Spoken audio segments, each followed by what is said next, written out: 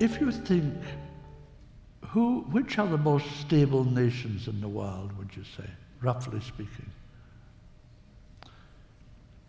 Certainly not the Europeans, certainly not America, certainly not China, certainly not India, certainly not, you know, you think there's nobody.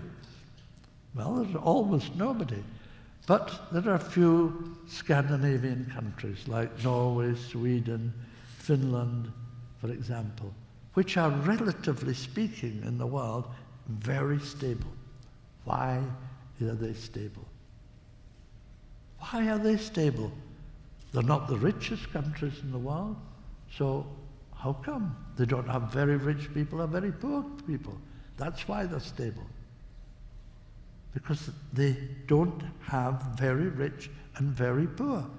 Where you have rich people and poor people, you have antagonism, you have injustice, and you have the results of that, which are war, social war, crime, the taking of drugs, and all the iniquities of the present life in the great nations of the world.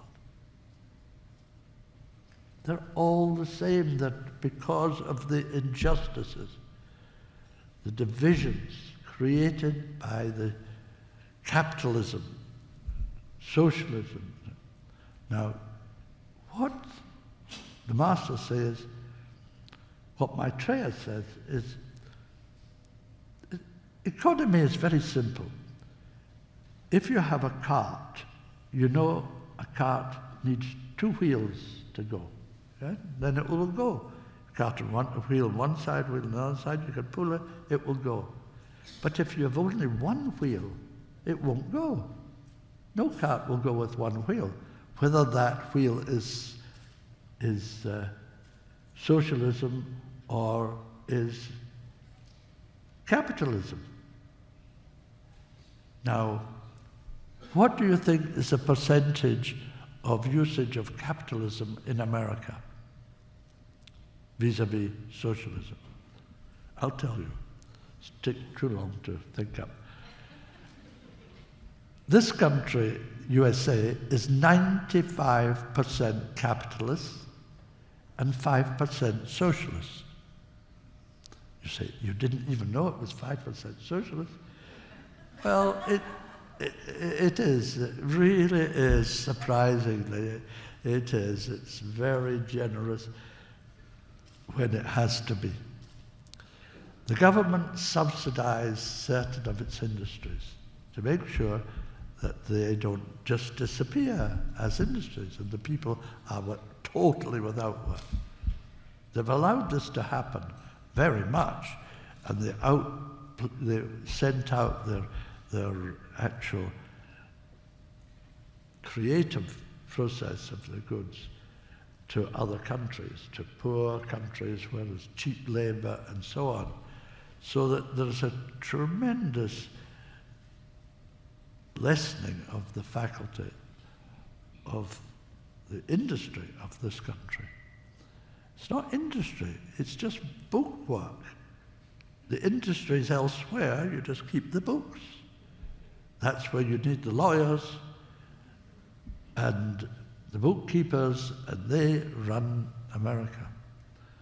And America has that 5% of socialistic ideas in its structure, 95% capitalist. Take a country, and this is true for most of the countries, you know, Britain and France, Germany, they're not quite so, maybe about 80% capitalist to 20% socialist. It varies slightly from country to country, but that's about it. Japan is about 90% capitalist to 10% socialist. Today, Russia changes so fast you can't keep up with it. But this time yesterday, Russia was about coming on for 90% capitalist and about 10% socialist. that you now have more billionaires in Russia than you have in America. It's extraordinary, the changes which happen by the day in Russia. Anyway, this is only through gas and oil. And gas and oil will not necessarily run out, but will become totally unnecessary. Unnecessary. You don't need gas or oil anymore. So what do the billionaires do for income? Well, they don't. They go on the street and play a tin whistle or something. It's all going to change. It's going to change drastically, totally. Bit by bit, not all overnight, bit by bit, but the changes are already here. America is beginning to understand what it is to live in the wilderness. This is the wilderness experience. And it will deepen and be more painful for a time. And then the world will change because you will do it.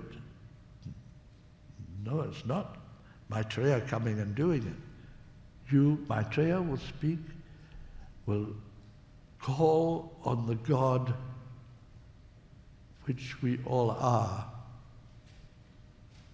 intrinsically to create the conditions of life which allows life to proceed logically, rationally, sanely.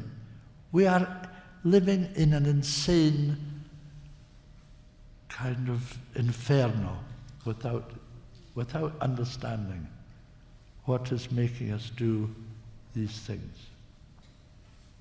And Maitreya comes to bring his sanity to bear and to evoke from humanity the sanity, their own well-being, their own best interests, and their own highest thoughts and aspirations into their lives.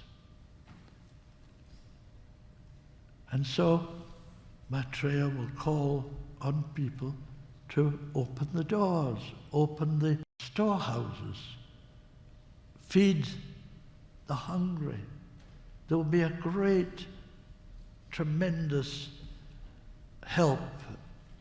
period of help for the starving millions, the dependent developing countries in the world.